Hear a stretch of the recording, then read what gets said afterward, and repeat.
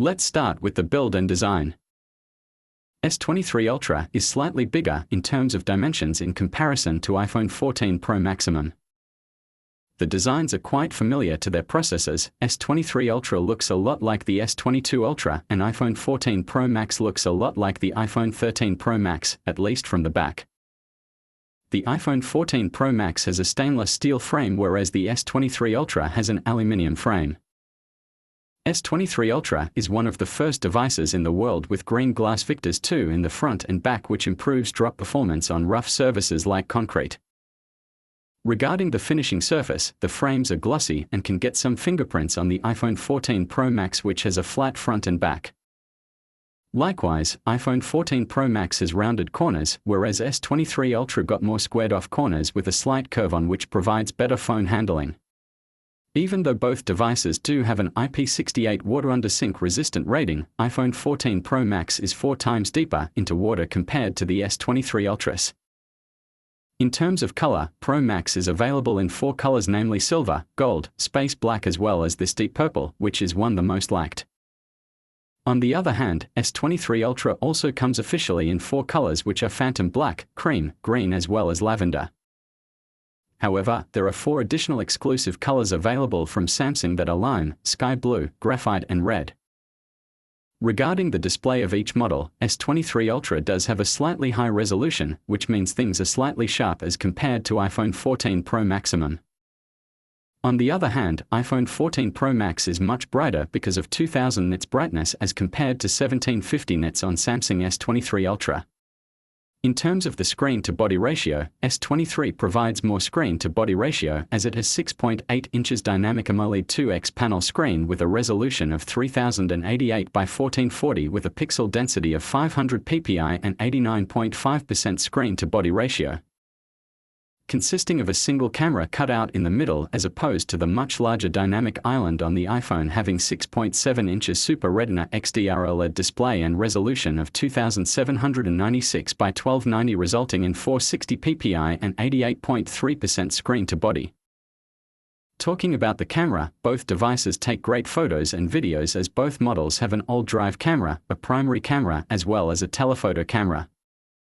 S23 Ultra is equipped with a 200 megapixel primary camera, which gives a lot of detail in comparison to the 48 megapixels in the iPhone 14 Pro Max, even though the iPhone 14 Pro Max's sensor is much larger than the S23 Ultra.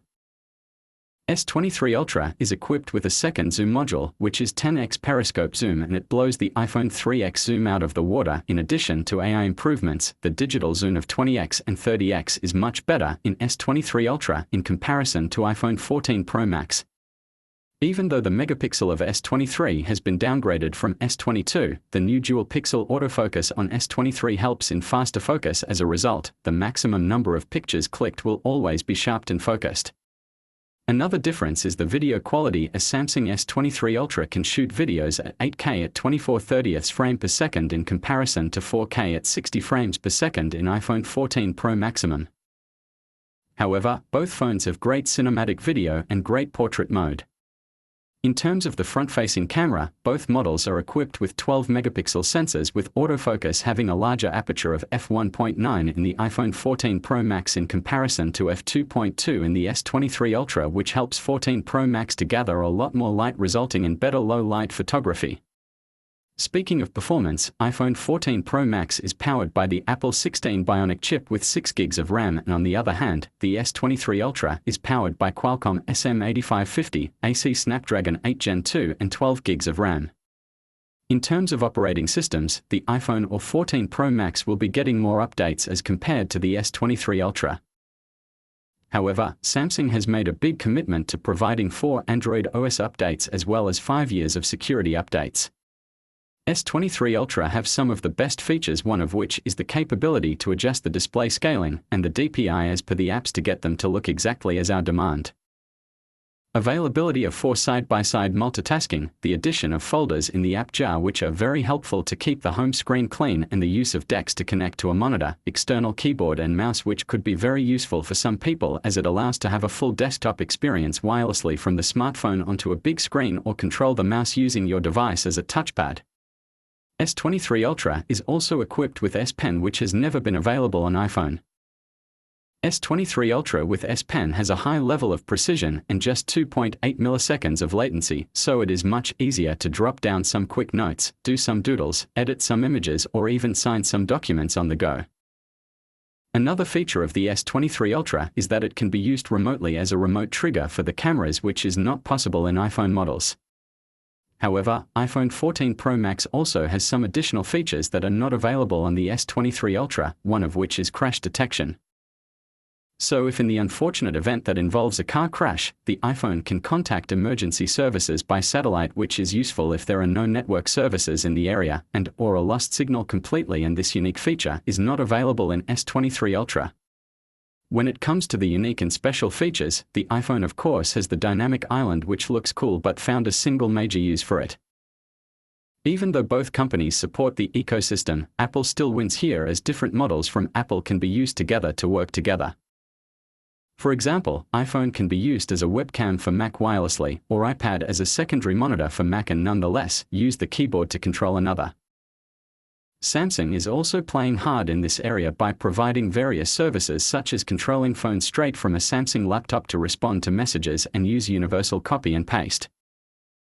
S23 Ultra has a more universal USB Type-C in comparison to iPhone 14 Pro Max still Lightning connector, thus providing more connections to devices. None of the devices is provided with a 3.5mm jack, which has been axed by both companies long back. 23 Ultra has been provided with a 4700 mAh battery, which can support faster 45-watt charging and can charge from 0 to 50% in mere 22 minutes.